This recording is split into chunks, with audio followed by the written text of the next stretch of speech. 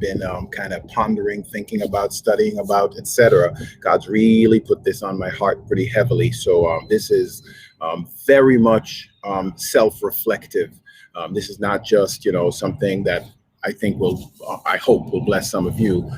This is about liminal space, or the in-between space. So very quickly, what is liminal space? Because I know it's not the most common word. Liminal space is, for example, an airport. So no one goes to an airport to live. You go to an airport to go somewhere else. Sometimes in life, you end up in a liminal space.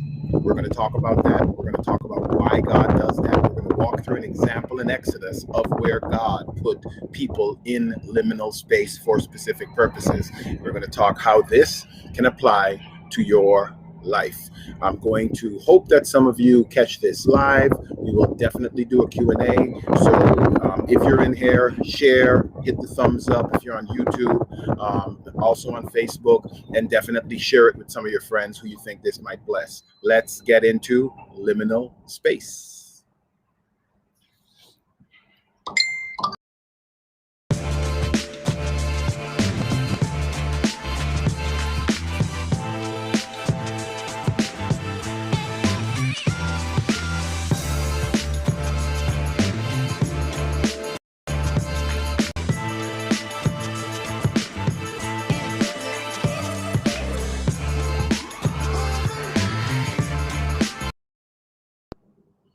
So, as I promised, liminal space. Let's see what's up here. Remember, go into the chat. Feel free to share whatever. You reshare it, share it to someone that'll bless. Let's talk about liminal space. So I mentioned already, liminal space is the process or the area. It's not a biblical term explicitly, but it's where you are when God puts you, or when you are someplace in between. A couple of good examples of liminal space. I mentioned one already, the airport. That's liminal because you don't go to the airport to stay there. You go there en route to somewhere else. A simple example of liminal space would be, hey, what's up, warrior woman? Always good to see you. Did you bring Lil Grogu? Because he ain't here right now. But anyway, inside joke, leave that alone. Another good example of liminal space would be pregnancy for a woman. That's an excellent example. It's probably one of the most prominent ones, because when a woman gets pregnant, she is beginning motherhood. However, she has not experienced the full extent of motherhood yet. She's not waking up to feed a child. She's not, she's not changing Pampers, et cetera, et cetera. So she is in this liminal period before she gets into full motherhood, but while she is waiting, kind of anticipatory for it. So that's a very good example of liminal space. And ask any woman who's been pregnant, at least the ones I've dealt with, down to the end of it, they are anxious to get out of the pregnancy, to get into motherhood, because liminal space is difficult. It's by nature a period of tension. Give you another super example of liminal space. Liminal space is college. So you don't go to college to stay in college, although some kids might beg to differ on that. But liminal space is college because you go to college to get prepped for whatever is next. So you're coming out of your school period, high school, etc. You go into college to prep you for somewhere else that's better, namely the workplace, your professional career, quote unquote, the rest of your life. So those are examples of liminal space. But now let's talk about the biblical perspective on liminal space. So we know what liminality is. What does God use it for? One quick side note, before we get too deep into this, I want to make one quick comment. Remember, thumbs up, like, subscribe, share, etc. But this channel, and any YouTube channel, quite frankly, and I got this from a video of another YouTuber that I watched yesterday. This is not a replacement for good pastoral care, being a part of a local church, and getting discipled by people that you are in true, real, impersonal relationship with. I myself am under leadership of my church. I go to a church. I'm submitted to their leadership. They are aware of this YouTube channel. This is not me starting a church. This is simply me sharing things that I've learned out of the Bible, for quite frankly, for me to help me remember it. Hopefully, my kids will be able to see this when they get older, and it'll make sense to them, and they can watch my journey, and they can then go even further than I am. So, just a quick note about the channel in general. I'll probably drop that caveat a couple more times on other videos as well. Back to liminal space. So, key example of liminal space in the Bible. And I like to throw up some word, so here is the word. You see liminal space super clearly in good looking out, warrior woman. You see liminal space super clearly in Exodus. So the children of Israel have been in Egypt, and they find themselves in Egypt, and they are in a circumstance that they shouldn't be in. But before we even start getting into the circumstance that they shouldn't be in, let's go to the beginning of the children of Israel. The children of Israel started off, we remember the Deuteronomy 32, the Tower of Babel narrative, which happened really in Genesis 11 and is reflected in Deuteronomy 32 again. And in that narrative, we learn Israel, or Jacob, is Yahweh's portion. So that's the beginning of the children of Israel. That's the onset of it there. The trick is, at that point, there was no Israel. Like, it literally didn't exist. So in the subsequent chapter, Genesis 12, God runs into Abraham. Abraham makes Isaac. Isaac begats Jacob. Jacob changes his name, or God changes his name to Israel. That's Israel. He has a bunch of sons. They end up in Egypt. Now, that's where we find ourselves in the text right now. And for the first time since the beginning of Genesis, we see this in a positive sense, that verse that I have highlighted. And the Israelites, however, were fruitful, increased greatly, multiplied, and became extremely strong, so that the land was filled with them. If you remember, in several of our other teachings where we spoke about, Genesis and the beginning and the fall, etc., this was the mandate from God. He gave it to them after Noah's Ark. He gave it to Adam and Eve in the garden when they, created them, and he gave it to them after they fell. Go out, be fruitful, make a bunch of kids, multiply, replenish the earth, subdue it. Here in Egypt is the first time his people, or any humans, are actually doing that. So we find our heroes, so to speak, in Egypt, in a place where they should not be. They were to go down to Egypt for 70 years, something like that, 7 years, I can't remember the exact number, when there was going to be a famine, and Egypt was going to, help them get through the famine. They got comfortable in Egypt, and they multiplied in Egypt rather than in the land where where God designed for them. Hence, we find them in Egypt. Fast forward, God has to come through, and he exoduses them, or rescues them from Egypt. And we see back in Exodus 12, there's 10 plagues, and I'm not going to go through that narrative because I'm trying to get to the liminal part. In Exodus 12, we see the Lord gave the people favor in the sight of the Egyptians, and the Egyptians gave them whatever they wanted, and that is how they plundered Egypt. So on the way out the door, the Egyptians, so glad for them to be leaving, says, here, take gold, take silver, take all the stuff we have. And that is how God orchestrated for them to plunder Egypt. So that's the beginning of a symbol or a sign God is giving them. And then we see a mixed multitude leaves Egypt, and that is where the Exodus begins. So we now understand who is Israel. We understand kind of, where they are and where the circumstance is taking them. And we now understand they are leaving Egypt, headed back to the promised land, but they need to go through liminal space. And that is where we start dealing with the next part of our little bit of a narrative here. So in the process of going through liminal space, one of the things that comes up is this, and that is what we call identity. Liminal space is also about identity. So in liminal space, we learn identity, namely God's identity. So hold on. Let's talk about identity a little bit. Awesome. So, sorry. Thanks. Awesome. Warrior woman with her little grog. She thinks I like Grogu, so she calls it little grog. But we can leave well enough alone on that one. Back to liminal space. So God immediately starts establishing their identity. Example of that in Exodus 4. God telling Moses, you must say to Pharaoh, thus says the Lord, Israel is my son, my firstborn. And I say to you, let my son go that he may serve me. So God is here saying, this is the identity I want to put on these people, not the identity that they have absorbed from being in Israel and the traits in Egypt, and the traits they've gotten from that, which is slavery. God is saying, break that off of you. This is who you are. You are my firstborn people. And he's not just telling that to the Israelites. He's telling that to the outside world as well.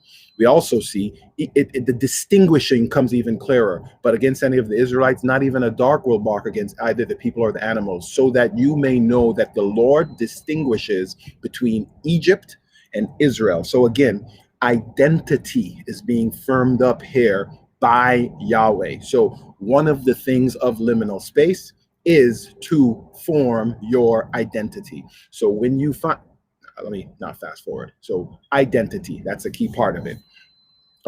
Let's go to the next part of liminal space, and that is fair. So in liminal space, you also run into fair. So on all of the gods of Egypt, God is executing judgment because he is the Lord. So he is establishing himself as God. And he starts providing for them quite immediately. So in spite of the fact that they're afraid, in spite of the fact that they are, concerned and they don't know what's coming up, God establishes their identity. Next thing God starts to do, again, in liminal space, is showing the dependency. So liminal space seeks to identify who you are. Liminal space seeks to identify who you are dependent on. And God will use liminal space to have you put your dependency on what it needs to be on, if we're talking from a Christian worldview. So let's dig into the dependency aspect of liminal space. Next verse over here. Before we get into this verse, let me kind of switch channels just a little bit. One of the aspects of humans is something called Maslow's hierarchy of needs. And that's from I think it's a early 1900s essay that was written. I am not espousing Maslow. He's probably a secular humanist, but the foundations of what he says has truth in it. And Maslow's hierarchy of needs says, if your physiological needs are not met, taken care of, and fully replenished, it's difficult for you to even focus on other things. So physiological needs, the base needs, food, security, water, safety. Maslow says if those things are not met and you're still in concern about them, you can't function and think and work on higher level things such as love, empathy, self-actualization. You can't even process those things. You can't even work on those things yet because you are concerned about the basic fundamentals. Trick is, Yahweh built us. Yahweh knows what we're about. So Yahweh uses liminal space to start forming their dependency on him. One of the things we mentioned, water. So they came to a place in Exodus 15 where they were thirsty and they started murmuring. The water of the river was bitter. So the Lord showed Moses a tree. He told Moses, threw it into the water, and the water became safe to drink. What is Yahweh showing there? Not just that he can do a magic trick and turn water nice. He's showing them, depend on me, Yahweh, for your very physiological needs even. Subsequently, we see Yahweh literally raining bread from heaven, manna, from the sky. And there's a parallel there because in one of the plagues, he rained frogs from the sky. So on Egypt, he rains a curse, a plague. On his people, he says, I'm going to rain bread, literal, physical, physiological food for their mouths. And that is how he is using this and we sit oftentimes in the 21st century, putting our worldview and our scenario on the Bible, and we say, these Israelites were so ungrateful. But were they really, though? Like, how would you act if you get dragged out into the middle of the desert and you literally don't know where your meal is coming from? How did you act? How did we act when COVID hit us and we suddenly don't know where, our income is going to come from? What's next with the job? How do you act when scenarios are changing in the economy that might affect your job and you don't know where the next thing is coming from? Is it easy for you to then just kind of chill back and not question God, not ask God a question? If we're real with ourselves, we'll probably realize we are more like the children of Israel than we want to give ourselves credit for. So either way, in those periods, understand that God is using this or trying to use this to build your dependency on Him. Even as far as security. On the way out of Egypt, Exodus 13 says, and when Pharaoh released the people, God did not lead them by the way of the land of the Philistines, although that was a shorter walk, because he said, lest the people change their minds and return to Egypt when they experience war. So God brought them around by the way of the desert to the Red Sea. And we know what happened at the Red Sea. God again had to step in and mightily show himself. So we see God very clearly after he's put his label on them and said, this is my people. He's telling his people now, depend on me, depend on me. So what do you do when you're in a liminal space? What do you do when you are in a holding pattern and you're wondering, oh my God, what is next? Depend on God. Look to God to be your literal provider. Let's go out a little bit further. In addition to that, God also provided the angel of the Lord for protection. And we see here in the narrative right before the Red Sea crossing that the angel of the Lord actually provided a tower of fire by night and cloud by the day.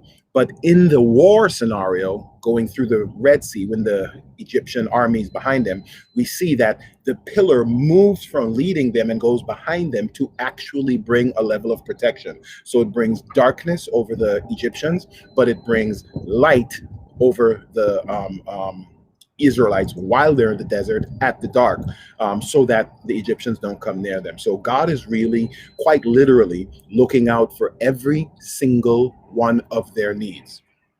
And even though they were very terrified and they kept asking this question, through the liminal process, God keeps saying, sit tight, I'm going to show you. Sit tight, I'm going to show you. And there's something else he's going to show you. What's the next thing we get in liminal space? In liminal space, we learn authority. We learn who is in charge. And God starts to show the children of Israel, look, this is how I'm going to show you who's in charge. So we saw identity, we saw dependency, and now we're about to see authority. Now, fast forward, they are at Sinai. They got away from the Egyptians. The Egyptians have been destroyed. Moses' father-in-law comes through, and Moses' father-in-law, Jethro, when he hears the narrative of what God has done, this is what Moses' father-in-law, a Canaanite, FYI, goes ahead and says, now I know that the Lord, Yahweh, is greater than all the gods. So again, in terms of who is in charge, who is leading them, God has set a template so broad that even the non-Israelites start to recognize that Yahweh is God. Furthermore, as far as leadership, we see even in the battles, Yahweh appoints Moses and he makes it obvious that Moses is my guy, that I am put there to represent me and to lead you. So we see when Moses raises his hand in the battle against the Amalekites, Joshua prevails. And when Moses drops his hands, the Amalekites prevails. We see Moses literally being representing the hand of God in warfare. So not just is God leading them, but God has appointed people, Moses in this case, and we'll see another example of this subsequently, to actually be leadership representatives. What do you look for in liminal space? Are you present enough to say, God, show me who you are putting in my life right now that will help lead me through this process? Are you inclining closer to your pastor, closer to the word, closer to the people that can disciple you and can call you out on your nonsense when you do something wrong? I mean, not YouTube people like me. I mean, actual people that know you, that can say, bro, what you're doing right now is incorrect and you know better. Like, these are the people that God puts in your life. And we see that here. Jethro, again, gives advice to Moses. You're a representative to the people of God, and they bring their disputes to you, but it's too much for you to do alone. So Jethro advises Moses, take capable, God-fearing men of truth, those who hate brides, and put them over the people as rulers. This, again, is God establishing leadership, authority in liminal space. And this is what God is doing in the liminal space. Now, why is God doing that? Why is this so important? We fast forward to Joshua. They are practically into the promised land now. They're about to come in and actually do the conquest. And they run into this young lady named Rahab. So I won't go too deep into the narrative of Rahab. Maybe another time we'll talk about that. That's really dense. There's a lot of stuff there. Hey, what's up, D-New? Good to see you. Good to see you, Phil Fox, the homie, Miss Titus, a bunch of people in the space. Hey, Joy, how are you? Good stuff, good stuff. Thanks for joining. Remember, drop your questions. And we will definitely do a little bit of Q&A afterwards. This is a ton of comments. So thanks, Michelle. Appreciate it. Good looking out, sis. Like, share, subscribe, the whole kit and caboodle. Back to liminal space. Rahab, upon running into, Joshua's spies, Rahab says, and Rahab is a Canaanite prostitute, no less. And prostitution in these days was not about money. Prostitution was about temple prostitution. So it was extra vehemently abhorrent to Levitical law. Nonetheless, here we go. They run into this Rahab, and Rahab tells them, for we heard, we the Canaanites, we the people in Jericho heard how the Lord dried up the water of the Red Sea before you when you left Egypt, and how you annihilated two Amorite kings, Sihon and Og. FYI, those are giant kings, giant clans. So these were not just a simple war where, there was tactical superiority. God actually helped them defeat giant clans, offspring of the Watchers, the Nephilim. That's what Sihon and Og and the Amorites represented. It's a big, big deal. Word of that spreads. And remember I said, God purposely didn't bring them to that war from the jump. He took them a long path to form them so that they get their identity. So they start falling in line. So they start becoming dependent on him. And then he brings them to Sihon and Og, where they defeat them. And the word starts spreading. And we heard the news, and we lost courage, and no one could even breathe for fear of you. This is what God's leadership and authority brought them to. The rest of the world is now starting to realize these people are for real. So God has not just established in our hearts who go through the liminal period, but he's using it to send a message out as well. And Rahab again, and I know that the Lord is handing this land over to you, for we are absolutely terrified of you. This was remember we started off with a mixed multitude.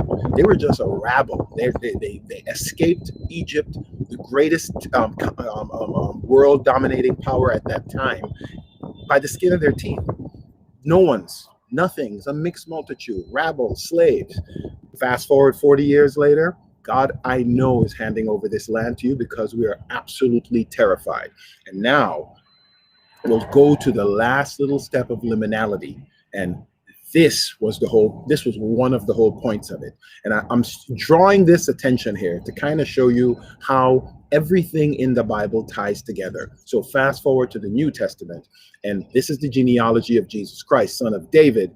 And they go through the list, and I want you to notice that who gets called out in this list here. In Jesus's line is Rahab. And I'll read a little paragraph for you from the IVP commentary. Ancient genealogies usually omitted women, but Matthew includes 4 women. 3 of these women were Gentiles. Rahab was one of them. Thus, he hints from the Old Testament that God has always planned a mission to all peoples. And that's pretty obvious in the Old Testament. If you remember the Abraham narrative, Abraham was told, through your people, all will be blessed. So that is the long and short of liminality. When you're in liminality, when you are in a waiting period, a holding period, it is tense. It is difficult. You're gonna ask questions. You're gonna feel unstable. That's what liminality is all about. That's what the children of Israel felt. Understand, God is trying to establish identity, your identity in Him, not your identity on what you were comfortable with from your prior situation. God is trying to establish, who are you dependent on? Were you dependent on that job that you had before COVID? Or were you dependent on Him? Sometimes He puts you in a liminal state to break your dependency on something that might not have been bad. Like Egypt saved their lives, but nonetheless, there came a time when they had to break from Egypt and go into where God wanted them, because what God wanted was greater. What God had planned was more than just for the Israelites. It was for us. It was for the entire globe. He wanted to save all His imagers. And He wants to show who has authority. Who has authority over you? Does COVID? Does political happenings, Republicans, Democrats, who's in the White House, who's not? Who has authority over you? Liminal periods serve to show us that our authority needs to be in Yahweh. Yahweh is the one we trust in, no one else. Not who's in the political office. Fast forward to Joshua. Remember, Joshua saw the army, the commander of the army of the Lord, asked the army of the Lord, "Oh, you're here to fight." This before they go and take down Jericho. "Oh, you're here to fight for us? Whose side are you on? Are you on their side or ours?" What does the commander of the army of the Lord say? "Neither. I am the commander of Yahweh's army. Not, I don't fight for you. You better get on my side." That's what God was trying to say here. So that's liminal space. Somebody said, unfortunately, I have YouTube and in real life. Love it. So let's see. Any quick questions? I see no questions. I really appreciate the feedback and the love in here. This is good. I'm not totally completely used to the whole live with people commenting here, but nonetheless, this was awesome. All right, so wrapping up now. I hope this was a blessing.